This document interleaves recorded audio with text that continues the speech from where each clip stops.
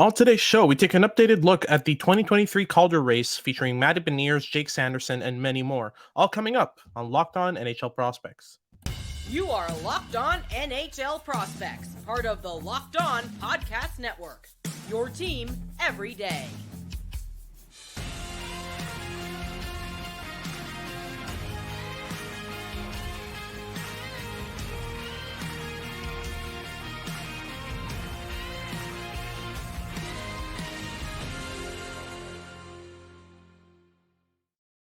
Hello, and welcome back to Locked On NHL Prospects, part of the Locked On Podcast Network, your team every day.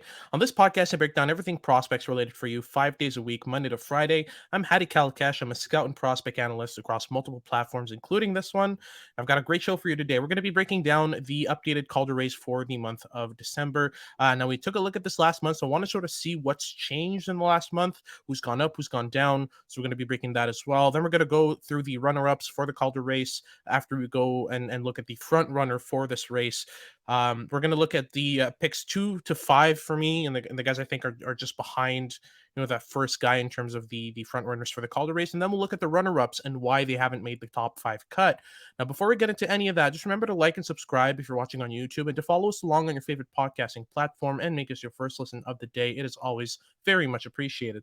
So let's get right into it. I'm going to sort of break down for you why Matty Beniers is the front runner for this Calder Trophy race.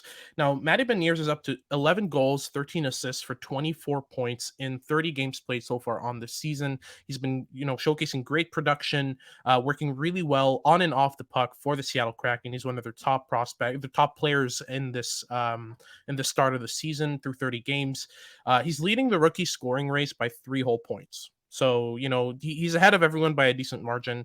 He's dominating the rookie score sheet, but that's one thing. What Beniers is doing is he's already an elite defensive contributor.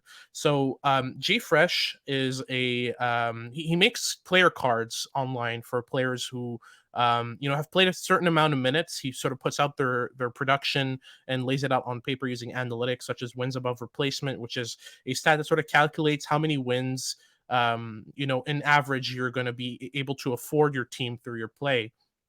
So Beniers is in the 97th percentile for even strength defensive contributions. So, he's in the top 3% of NHLers in terms of what he does defensively for his team. That involves, stuff like defensive breakups, rush defense, chance suppression in his own zone, penalty killing play, that kind of stuff. And on top of that, he's in the top percentile of NHL forwards for penalty differential. So the difference between how many penalties you draw and how many penalties you take. Matty Beniers has 9 penalties drawn and only 1 taken so far in 30 games on the season. So he's very, very disciplined off the puck as well. As we know, most penalties happen when you don't have the puck. And Beniers is very, very disciplined in that area of his game. Now, I sort of want to break down the biggest improvements in Matty Beniers' game since his draft year, because there are many. There are many areas that he's improved in the short time since he was drafted. He was the second overall pick in the 2021 NHL draft, spent 1 more season in Michigan before making his way over to the NHL for the season. He played a couple games late in last season, but this is really his sort of rookie year, his breakout year in the NHL. So for me, the biggest improvements since his draft year, first and foremost, he can take a hit now. That was an issue in his draft year. He's taken 59 hits this year and no injuries yet. Thankfully, he doesn't get thrown on his back as often, which is the main thing for me in his game that's improved. There were many moments in his draft year where he would get leaned on and lose balance. He would take a big hit and take a while to get off the ice, that kind of thing. On top of that, his shot selection and his strength, the strength of the shot, have greatly improved since his draft year. He used to rely a bit too much on his passing game and kind of miss some clear-cut chances to shoot the puck. But now he's actively looking to throw pucks on net. That's something that's really improved in his game. It's a tweak in his habits, but also the shot itself, in terms of his velocity, its accuracy, has improved. And on top of that, his skating stride actually improved.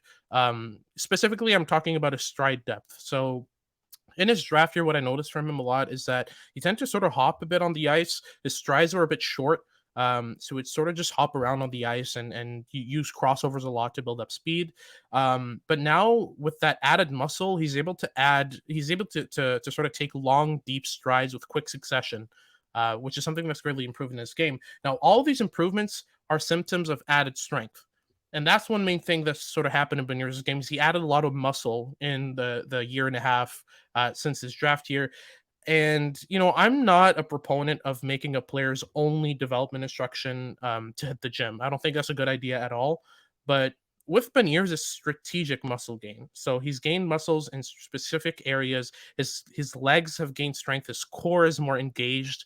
And what that's done is it's made his shots so much better. It's made him physically more capable of handling NHL physicality.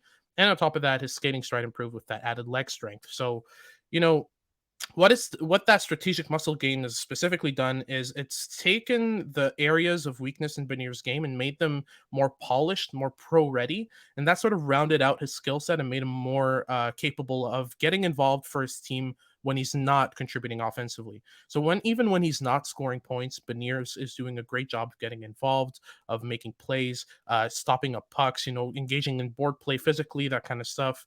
So it's been really impressive to see. So mentally and habits wise, he was already a pro player. That wasn't something that was lacking from his game at all. His mentality, his mindset, and his thought process on the ice was really good, and his habits were really sort of professional. So in this draft year, what my notes was that first and foremost, his tenacity in all three zones was the big standout. It was the thing that made him sort of stand out from any other player. He was so intense that it wasn't just NHL average or slightly NHL, above NHL average. This was sort of an elite level of tenacity that he had. He never gave up on plays, consistently put in second and third efforts to get back pucks. On top of that tenacity, he had a lot of pro habits. So his delay game was really strong. He was comfortable distributing pucks to get them back in better areas, playing give and go. He had great board play and forechecking angles. Specifically, the forechecking angles, it really made it sort of difficult for players to do the things that he doesn't want them to do. So he was driving pucks to where he wanted them, even when his opponents had possession. So he was controlling the play with the puck and without the puck. And that was one thing that was really impressive for Beniers' game. And that's what made him, in my mind, a top 4 prospect in that draft. But his added strength just came and just sort of complemented and completed that skill set. I mean, he took what made him great and kept that and without sacrificing any of what made him great. He added layers and layers to his game, and to a point where he's become a lethal threat with the puck because he's added that shooting threat, because he not only can shoot the lights out, but it can also use his shooting threat to open up passing lanes. And his physicality, his level of muscle and strength that he's added has made him more likely to get to stay involved in play after he's been hit, after he's been involved in board play. He doesn't come out of those situations tired or hurt or that kind of situation. So he's getting more and more involved in play, and he's extended the time in which he can be involved and do stuff on the ice just by being more ready physically for the NHL. And on top of that, it's made his puck carrying more sort of dangerous because of that better skating stride that he's developed. So now you have a player who is having a positive impact on shot attempts, shot on goals, expected goals, real goals, high danger chances, literally any play driving metric that you can find. He's got he's got a positive impact. He's affecting that metric positively by his play on the ice. So the things that he's doing for Seattle right now are sort of he's setting himself up to be the leader of that team, both on and off the ice, and it's really impressive to see him go about it. But that's it for Matty Beniers in our first segment. I think I've more than made time for him and explained sort of what makes him so good and what makes him the front runner for this Calder Trophy. Now we're going to go into the runner-ups, picks 2 to 5, right after these messages. Do you like betting? BetOnline.net is your number one source for any wager that interests you. From the NFL to the NBA to the MLB, and even NCAA football, UFC, golf, anything you like, they have you covered. You can find all the latest player developments, team matchups, news, podcasts, and in depth analysis on every game on their website or app. They're, of course, a great source for all of your sports wagering information with live betting so you can keep up with bets as they unfold. They've got up to the minute scores for every sport out there. They're the fastest and easiest way to check in on all of your favorite games and events. Head to the website today or use your mobile device to learn more. Bet online, where the game starts. All right, so moving on to the runner-ups for the Calder Trophy. Now we're going to start with the first runner-up. So pick number 2, in my opinion, for the Calder. That's going to be Logan Thompson. Now Thompson, is a netminder, a 25-year-old netminder for the Vegas Golden Knights. This is his rookie year. He went undrafted in all three of his draft eligible seasons, and he was playing Canadian university hockey up until 2018, 2019. He played in the WHL, and then when he aged out, he went to Brock University and played a year in their ranks at the U Sports level. Put up good numbers, but by the end of the 2019-2020 season, he had earned his entry-level contract with the Golden Knights because he played really well in the ECHL. Put up a really great season down there. He played one game for the Golden Knights in 2020, 2021, but mostly he was dominating in the AHL with the Henderson Silver Knights. He had a 943 save percentage in 23 games played in Henderson. Really, really good numbers for him. But then the next season in 2021, 2022, he played 19 games for the Golden Knights. He put up a 2.68 goals against average and a 914 save percentage for the Vegas Golden Knights, and sort of similar numbers in the AHL. So it really seemed like his game was really scalable to the NHL. You know, his numbers stayed more or less the same. They were obviously a lot more dominant at lower levels, like the U Sports level and the ECHL, but between the AHL and the NHL, there wasn't really much difference in terms of his playing, in terms of his numbers. Um, and now he's the main starter for the Vegas Golden Knights. He's got 22 games played on the season. He's got a 2.64 goals against average and a 917 save percentage on the season. He's cooled down as of late over the last 10 games. He's about a 908 save percentage and a goals against average of about 3. But he just has a level of composure and confidence about him in net that just screams starting netminder. I think he's going to sort of take that starting role by the horns and just run with it.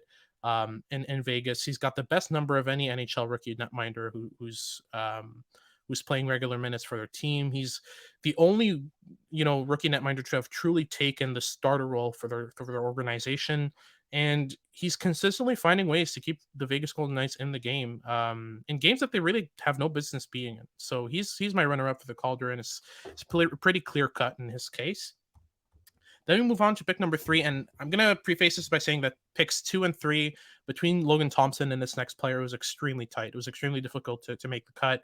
Now, the third player running up for this Calder Trophy, in my opinion, is Matias Maccelli, a rookie of the Arizona Coyotes. He was their 4th-round pick back in 2019. I absolutely love this player. He was one of the first guys that I had my eye on in his draft here that I was wondering why no one was talking about.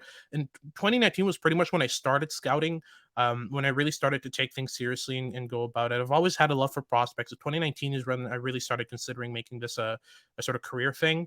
And he was one of the first guys that I sort of had my eye on and sort of was talking about as a potential hidden gem in this draft. And I had him as an early second rounder at worst. I thought he could definitely be a first rounder, but I was sort of understanding that with his size, he was about 5'9", 5'10" back then. He wasn't really strong, but I could see the skill and creativity and vision. So for me, it was obvious that he was going to get passed on in the first round, but I saw him, as a guy who you can't let slip out of the second. And he ended up slipping all the way to the early 4th to the Arizona Coyotes. He's already one of the quickest players in the NHL, and he's got a brain that more than keeps up with his speed, with his foot speed. He's up to 22 points in 22 games on the season for the Arizona Coyotes. Right now, he's playing with, I believe, Nick Bukestad and Lawson Krause. So not the most skilled center and winger for him, but he is driving play positively on almost every shift. He's got 11 points in his last 11 games. He makes his teammates look great by just consistently finding them in soft ice, especially, Bukestad, who's really good at moving off the puck. Lawson Krause is the type of guy who's going to make space for both of them to play, but him and Bukestad have been connecting beautifully, over the last couple of games that they've been matched up.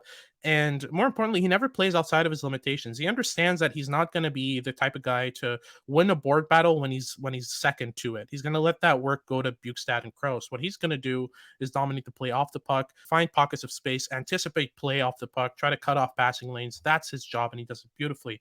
But for me, the best thing about Maccelli's game, for me, it's the scanning. He scans often and he scans accurately, and he just constantly keeps a map of what's going on around him. It doesn't take many looks for him either to sort of understand his surroundings, and that allows him to constantly know what he's going to do before he even touches the puck. So before he even touches a puck, he's already aware of what his next move is going to be because he's scanned around him and knows where his teammates are, where his opponents are, and what the right play is. In his last game against Montreal yesterday, He took one quick look over his shoulder, and then he played a perfect pass to Nick Bukestad behind his back, right in the low slot. He identified that Bukestad's route was going to take him right to the net, took one look, a half-second look. That's all he needed to identify that option. Played a perfect pass to him. It didn't go in, but he did end up getting a goal later on by using his speed to burn through the neutral zone and pretty much get a partial break on net. So yeah, he's just so aware, so smart, and so skilled on top of all that. And on top of that, he's developed speed over the last couple of years that no one saw out of him in his draft year. And that was one of the reasons why he slipped, not just the size, but the fact that his skating wasn't the absolute best. But now he's one of the quickest players in the NHL and has the brain to keep up with it. So it's really, really interesting to see him go about it. Again, he and Thompson were really tied at second overall, in my opinion. I think Thompson just edges him out because, because Maccelli hasn't really reached sort of first line quality minutes, isn't facing the top competition, in the NHL. Whereas Thompson in his rookie year is the starting netminder and by a wide margin for the Vegas Golden Knights. And then finally, two more players I wanted to mention. First, Jack Quinn, the eighth overall pick in 2020 of the Buffalo Sabres. Now he's been amazing. There are players that are ahead of him in scoring that have not made the top five cut for me. He's only fifth in rookie scoring with 17 points in 26 games, but he's looked unstoppable some nights. His analytics, especially, are insanely good. He's in the 97th percentile for wins above replacement overall, according to Jay Fresh's model. So he's in the top 3 percentile of players for impact on the game. His expected goals for percentage is 57.61%. That is the best expected goal share on his team. He's 5 whole percentage points ahead of Dylan Cousins in second place on the Buffalo Sabres. So, he's been playing in all scenarios for Buffalo. He's drawn 9 penalties. He's taken 0. He's working really well off the puck, but what especially makes him so good is first, he's added a playmaking element to his game that wasn't there in this draft year. He's used his shot in order to open up playmaking lanes, a bit like Matty Beniers started doing, but him was the opposite process. Quinn's main strength with the shot in his draft year was outstanding, and it still is, but he lacked that playmaking element, whereas Beniers' playmaking was really good, but his goal scoring touch wasn't as decent. So Quinn reverse engineered it. He started applying the principles that make his goal scoring so good. The fact that he's clinical, the fact that he's sneaky. He's taken those two elements and sort of applied them to his playmaking. So now he uses his eyes in order to deceive not just the player in front of him, but the netminder into thinking that he's going to shoot, and then he opens up a lane laterally without even looking at his teammate. He's able to strike a pass laterally. Especially on the power play, that's been really evident. He uses his stick handling really well in order to draw a player in and slowly make them think that he's going to go for a shot. But all he's doing is just waiting them out and opening up a lane cross ice. He's connected on a lot of cross ice passes, so that's been really impressive. He's added slip passes and area passes into his game that weren't there before. It's just been really, really impressive to see him go about it offensively. And then finally, for me, the fifth player in these Calder rankings would be Calen Addison, right-handed defenseman of the Minnesota Wild. He's got 15 points in 30 games on the season. He leads all rookie defensemen in scoring and is tied for fifth among all rookie skaters. Now, he is among the top power play quarterbacks in the league right now already. First, he's got a great shot. But the shot alone isn't good. It's the fact that he isn't afraid to walk into the high slot to shoot. He's a really smart playmaker on top of that, so he's able to get back pucks in dangerous areas, especially on the power play. He's got a really fluid stride, and he can walk the blue line really well. So all that combines to make him a really good offensive defenseman. But for me, he is a great example for prospects who want to play the offensive style but haven't sort of developed it yet, for the specific reason that he never shoots from a standstill. And that's one lesson that every offensive defenseman or every would-be offensive defenseman who's watching NHL hockey should sort of take as a lesson from Addison's game. He's always either adjusting vertically by closing down on the net and playing give and go to get pucks back in the lower half of the offensive zone, or he's adjusting horizontally by walking the blue line in order to change the angle of his shot constantly. So whether he's moving vertically or horizontally, his objective is constantly to change the angle of his shot. And the bottom line is NHL goaltenders can stop standstill shots from the point with their eyes closed or their hands taped behind their back. So you have to adjust to that. What works in the CHL doesn't work in the NHL, and Addison understands that really well. So he's able to constantly adjust his shooting lane in order to deceive netminders, in order to open up lanes for him to pass or shoot. Now I can't speak to how good Addison is defensively because I haven't watched much Minnesota Wild hockey. But offensively, he's amazing. His analytics defensively are about average, so that's something to consider. But for me, Addison has sort of stood out as the top defender from this rookie class in the NHL. Now we're going to go into the players who didn't make the cut and why right after these messages. All right. So to finish up this Calder breakdown, I wanted to talk about six prospects from this NHL rookie class of 2022-2023 who didn't make the cut and why they didn't make the cut. I'm going to start with a big name that I left out, and that's going to be Owen Power. It's not just the score sheet. It's not just the fact that there are many defenders who have more points than him this season, but it's the fact that he hasn't really impressed me much in general this year. He's been great offensively. He's contributing to creating scoring chances for his team, especially at 5-on-5. He uses his short range passing really well to, slip passes through checks and to his teammates on breakouts, that kind of thing. But he hasn't been good enough defensively to my liking, and he hasn't been lights out offensively either. He can't score to save his life. He hasn't been good on the power play. Um, but he's 19 though, and players of his size who can skate that well, you don't find them everywhere, and that's why he was picked first overall. His combination of size and skill and skating was really tantalizing and really tipped the skill in his favor on draft day for the Buffalo Sabres. But what's promising for me at least is I know for sure that tall players in general, not just defensemen but forwards as well, tend to take a lot of time to develop their tools to an NHL level. They tend to take more time to reach their ceiling, their potential. So I think the runway for improvement with Power is huge. But this year, I don't think he's going to be sort of one of the guys that's in consideration for the Calder. He's got 10 assists in 29 games, no goals. He's yet to sort of make his mark in the NHL offensively, and is struggling defensively. So I think that he's going to be one of the guys that's left out of the Calder mentions once all said and done at the end of this year.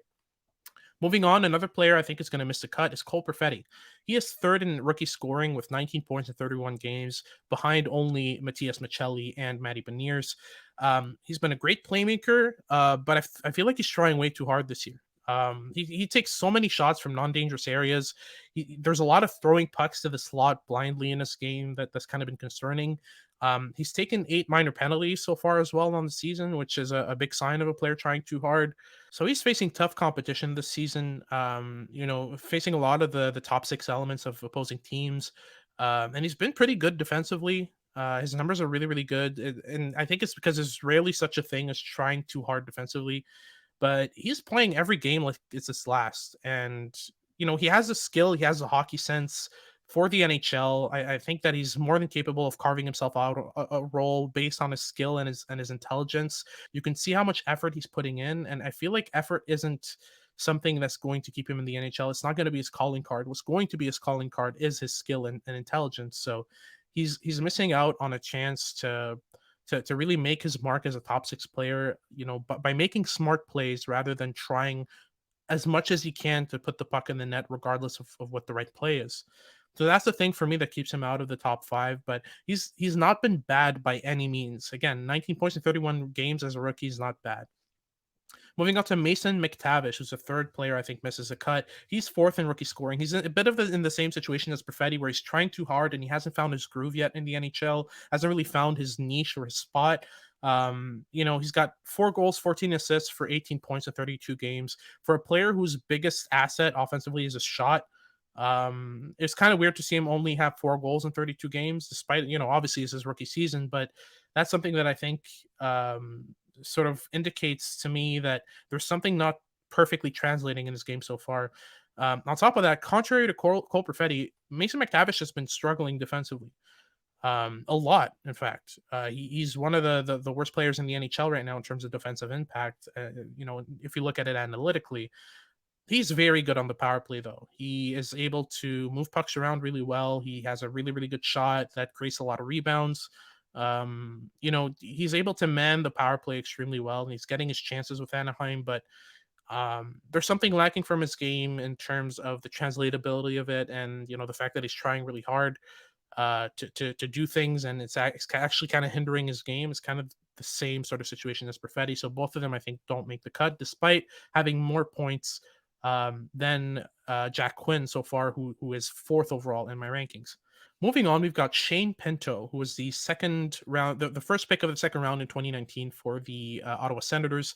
He's got a really good shot. He's a great player in all three zones. He's consistently facing some of the top elements on on the opposing team, but his production isn't enough, in my opinion, to push him into the top five. He's got 10 goals and 5 assists in 32 games so far on the year. But he's going to be a really, really good two-way center for years to come, though. I think the Ottawa Senators have a gem in Pinto. He does a lot of very small things that are extremely translatable that carry really well to the NHL. So he's going to be one of those guys who, for years to come, is going to have a really, really good two-way defensive impact for that team, on top of offering some really good goal scoring because his shot is really good. Then there's two more defensemen I wanted to look at. First and foremost, Jake Sanderson, staying on the topic of the Ottawa Senators. He's been a monster this year. He's really good in his own zone. He's a breakout machine. Does really good things in order to take the puck from the defensive zone into the offensive zone. But like Shane Pinto, the production isn't all there. And he, on top of that, he can't score to save his life. He's got a goal and 11 assists for 12 points in 31 games so far for the Sens. But he's got a bright future. I think that his offensive game is slowly becoming a top strength. I don't think he's going to be sort of a number one defenseman for the longest time, but I think he's going to be a really, really good number two to Thomas Chabot. Those two are probably going to be playing a lot of minutes together. I think that Sanderson's game is mainly the fact that he is so smart, so intelligent. He's efficient, in a word. Where a player like Quinn Hughes is flashy and skilled, I think that Jake Sanderson's efficiencies was going to sort of be his calling card to the NHL. I think he's got top pair potential for sure. But I think his offensive potential is kind of limited by a lack of flash, a lack of dare. And his shot is pretty limited in terms of what it can do, the damage that it can do. So I really like Jake Sanderson, but he screams number two defenseman for me in a couple years. Then finally, another defenseman in Caden Gooley, who misses a cut. He's 20 years old and he's facing Sidney Crosby, Connor McDavid, Austin Matthews. Every night he's facing the top guys on the other line and actually shutting them down successfully.